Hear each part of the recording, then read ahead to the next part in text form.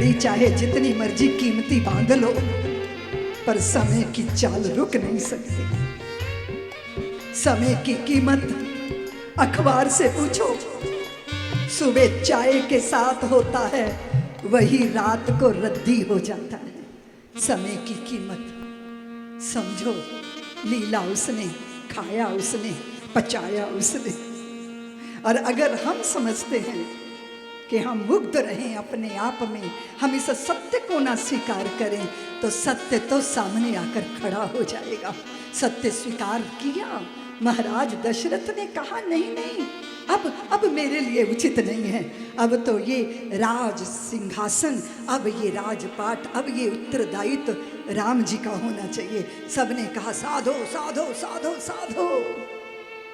25 साल ब्रह्मचारी, 25 साल गृहस्थी, फिर वानप्रस्थी। कितना अद्भुत हो कि हम समय पर अपनी व्यवस्था, अपनी जिम्मेदारियां अपनी संतानों को सौंपें।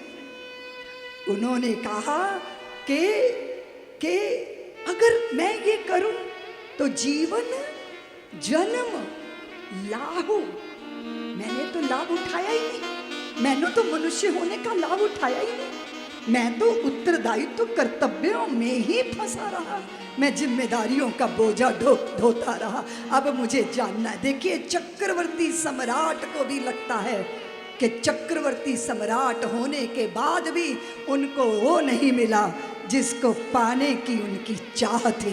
वो थी पूर्णता, वो थी सहजता, वो थी शांति। हम मनु जी महाराज की संतानें हैं, देपालपुर वालों। उनके पूरे जीवन की यही कहानी है कि उन्होंने जी भर के पुरुषार्थ किया और फिर जीवन के अंतिम समय में सब कुछ का त्याग करके वन में वास किया। सोच रहे हो आप? लोग मुझे पूछते हैं दीदी माँ घर कब छोड़ देना चाहिए? तो मैंने कहा जब 10 बार पानी मांगो, एक बार भी ना मिले तो समझ लो इस घर में अब हमारी जरूरत। तैयारी होनी चाहिए कि नहीं? बोलो ना। वृद्ध एक मर रहा है और रो रहा है, दूसरा बेटा कहता है बापू आप रो मत, भगवान का नाम लो। बड़ा छोटा मंझला सब आपके पास खड़े हैं, तो कह रहा मैं इसीलिए तो रो रहा हूँ, तुम सब मेरे पास आ गए, दुकान पे क्या ताला ठोकाए? अरे अभी तो मैं जिंदा हूँ, मेरी दुकान का क्या होगा? और बाप जी अभी मरे नहीं, बच्चे बाहर प्लानिंग कर रहे हैं कि पिताजी को लेके कैसे जाना है शमशान घाट। तो कोई कहता है बड़ी बग्गी बनाएंगे, कोई कहता है बड़ी मोटर कार लाएंगे, एक बेटा कहता है नहीं ठेले पे ले चलेंगे। तो बाप कूले टेक के बैठ गया, बोले लाओ मेरी चप्पल, शमशान घाट पैदल ही चला चलता हूँ, इतना खर्चा करने की क्या जरूरत है? इसको बोलते हैं आसक्ति। बड़ी खतरनाक है, दिखती नहीं पर इसकी पकड़ बहुत ज्यादा होती है, बड़ी मजबूत होती है इसकी जकड़।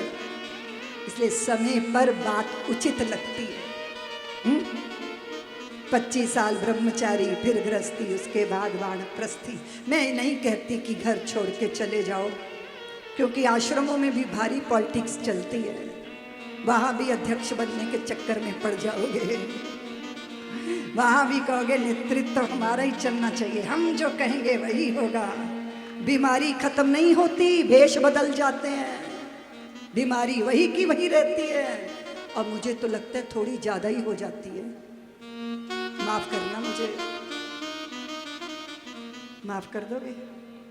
कर दिया, बड़े प्यारे हो, जल्दी माफ कर देते हो। मेरा निवेदन है, मिल्कियत छोड़ने की जरूरत नहीं, मालकियत छोड़ने की जरूरत है। इसलिए जो आप संस्थाएं बनाते हैं उसको आप ट्रस्ट बोलते हो। क्या बोलते हो? सब उसमें ट्रस्टी होते हैं पर कोई उसका मालिक। आप अपनी संतानों के माली तो हो सकते हो कि वो संतानों के पौधे मुरझा ना जाएं, उन्हें कोई बकरी ना चर जाए। आप माली तो हैं अपनी संतानों के, पर आप अपनी संतानों के मालिक। मालिकियत छोड़िए, सुखी होने का एक ही तरीका। लोग मुझे ऐसे सलाह लेते हैं आके हमसे, तो हम कहते हैं जैसे तुम्हारी राय है ना, जैसा तुम उचित समझो कर लो, अच्छा ही करोगे, क्योंकि अच्छी भावना है तो अच्छा ही करोगे। लोग, बहुत लोग आके मुझे मेरे पास वितंडावाद करते हैं, तो फिर हम उनको कहते हैं कि लाइफ इज टाइम पास, क्या फ़र्क पड़ता है, कोई फिक्र नहीं, पता नहीं, जो थारी राय सो मारी राय, मौज में रहो, देखो सुनो मत बोलो। कभी कभी चुप रहना अच्छा होता है, क्यों देवियों, होता कि नहीं? आंखें तालाब तो नहीं है पर भर जाती हैं, होंठ कपड़ा तो नहीं है पर सिल जाते हैं, बुद्धि लोहा तो नहीं है पर जंग लग जाती है ना? सुन रहे हो? और ये जो कुदरत है ना, ये माशूका तो नहीं है पर रूठ जाती है, रूठ जाती है ना। और ये होता क्या है? दुश्मनी बीज तो नहीं है पर बोई जाती है। कभी कभी अंदर कुछ है तो बोलने से और माहौल बिगड़ जाएगा। चुप रहो ना, शांत रहो। सबसे भल अत्यम तुप ताप रहो। और अगर लोग बुद्धू भी समझे ना, अच्छा पीछा छूटा रहेगा। थोड़े बुद्धू ही बन के रहना चाहिए, क्योंकि बुद्धिमान काफ़ी चक्कर में पड़ जाते हैं, काफ़ी बेचारे लद जाते हैं बोझे से। जीवन को जीने की विधा है, जियो, मौज से जियो। मौत बहुत पक्का है आना शरीर की, मौत को भूलो मत, मौज को छोड़ो मत, ये सूत्र है संतों के। सुख दुख की झूठी चाह नहीं, अब जीवन मरण स्वप्न सा है, अब भला मृत्यु का डर कैसा, हम स्वयं मृत्यु को मार चले, अनचली गली का राही हूँ, हम सफर मिले तो कहाँ मिले। आपकी मस्ती कोई छीन नहीं सकता। छीन लेगा क्या? बोलो, छीन सकता है आपकी मस्ती? अभी कई बार लोग गलत नंबर मिलाते हैं तो आप कहते हो ना रॉन्ग नंबर, तो कोई आपके प्रति गलत फहमियाँ पाले और आपके लिए कुछ ऊटपटांग सोचे या बोले, अंदर बोलो रॉन्ग नंबर, गलत नंबर डायल कर दिया है भाई, तुम्हें कोई अधिकार नहीं मेरे मन की झील पर कंकड़ी फेंक के तूफान खड़ा करने का, हम तुम्हें अधिकार नहीं देते हैं। इतनी गरिमा, इतना गौरव अपने जीवन का बना के रखना बहुत जरूरी है। बाकी तो जो मिला है वो हमेशा पास रह सकता नहीं, कब बिछुड़ जाए ये कोई राज कह सकता नहीं। जिंदगानी का खिला मधुबन किसी का है दिया, मैं नहीं मेरा नहीं ये तन किसी का है दिया, जो भी अपने पास है वो धन किसी का।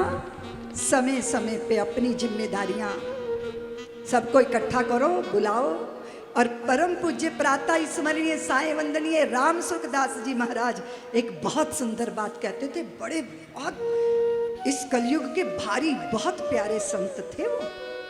एक बंदा उनके पास आया, बोले मुझे मुक्ति का मार्ग बता दीजिए।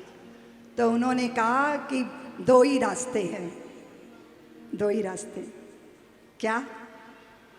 परिवार वालों को बुलाओ, जिसको जो देना है सो दे दो, जिसको जो देना है सो दे दो, और फिर अब दोबारा से संग्रह करने के कार्य को छोड़ दो, तो तुम जीते जी मुक्त हो जाओगे। तो जीते जी मुक्ति का यही एक रास्ता है।